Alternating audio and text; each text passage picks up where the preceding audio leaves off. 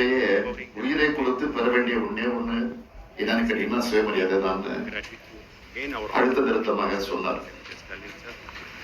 மனிதனுடைய சுயமரியாதையை காக்கத்தான் எல்லா அரசியல் தத்துவங்களும் தேவை என்று சொல்லி தான் உருவாக்கின இயக்கத்துக்கே சுயமரியாதை இயக்கம் பேர் வச்சார். அப்படிப்பட்ட சுயமரியாதை இயக்கத்தோட நூற்றாண்டை முன்னிட்டு இந்த மாபெரும் கருத்தரங்கம் ஏற்பாடு செய்யப்பட்டிருக்கு. உலக புகழ்பெற்ற ஆய்வாளர்களால் ஆய்வுரைகள் நிறுத்தப்பட்டிருக்கிறத பார்த்து மகிழ்ச்சியும் மனநிறைவும் நான் பெறுகிறேன். தமிழ்நாடு அரசினுடைய திட்டக்குழுவினுடைய துணைத் தலைவரால் சிறப்பாக பணியாற்றிக் கொண்டிருக்கக்கூடிய பேராசிரியர் ஜெயரஞ்சன் அவர்களும்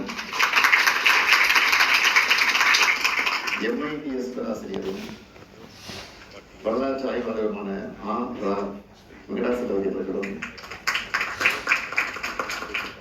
பெரியாரின் பெண்விடுதலை சிந்தனைகளை ஆய்வு செஞ்ச பேராசிரியர் எஸ் ஆனந்தி அவர்களும் இன்னைக்கு இங்கே வந்திருக்கிறார். இந்த விழாவுக்கு மகுடம் சேர்க்கிற மாதிரி தமிழ்நாட்டின் மிக சிறந்த ஆய்வாளர்களால் ஒருத்தராக இருக்கக்கூடிய பேராசிரியர் முனைவர் வெங்கடாசலபதி அவர்கள் முனைவர் கார்த்திகராம் அவர்களும் இணைஞ்சு உருவாக்கியிருக்கக்கூடிய இந்த கேம்பிரிட்ஜ் கம்பெனியன் டு பெரியார் என்ற ஆய்வுக் கட்டுரை தொகுப்பு ஆங்கில நூல் வெளியீட்டு விழா அமைஞ்சிருக்கு. இதை வெளியிடுகிற பெருமை எனக்கு கிடைச்சிருக்கு. இந்த சிறப்பான நூலை இந்த ஆண்டு சாகித்ய அகாடமி விருது பெற்றவரான வெங்கடாசலபதியோட முயற்சியால பெரியார் குறித்த நூலை கேம்பிரிட்ஜ் யூனிவர்சிட்டி பிரஸ் வெளியிட்டிருக்கு. பெரியார் உலகமயமாக்கி தான் இது.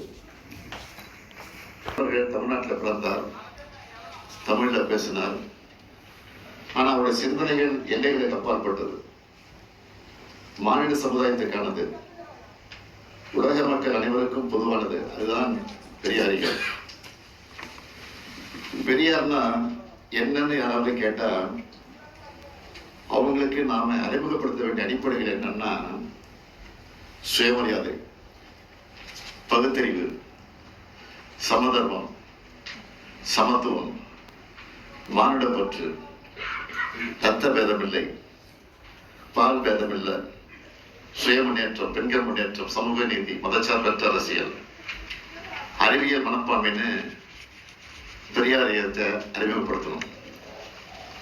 பறந்து விரிந்த அறிவுக்கடலான அவரோட சிந்தனைகளை உள்வாங்க இந்த அறிமுகம் நிச்சயம் பயன்படும். இந்த சிந்தனைகளின் அடிப்படையிலான சுயமரியாதை இயக்கத்தின் கொள்கைகளால் 6 குறிப்புகளை குடியரசு இதழில் பெரியார் எழுதினார். அவற்றை நான் சொல்லணும்னா, முதல்ல சமூக வாழ்வியல், ஒருவருக்கு ஒருவர் எவ்வித உயர்வு தாழ்வும் இருக்கக்கூடாது. 2வது, ஏழை பணக்காரன் ஏற்றத்தாழ்வு இல்லாமல் எல்லா பொருளும் பூமியும் எல்லாருக்கும் சரிசமமா இருக்கணும். 3வது, ஆணுக்கும் பெண்ணுக்கும் சகல துறைகளிலும் சமத்துவம் இருக்கணும்.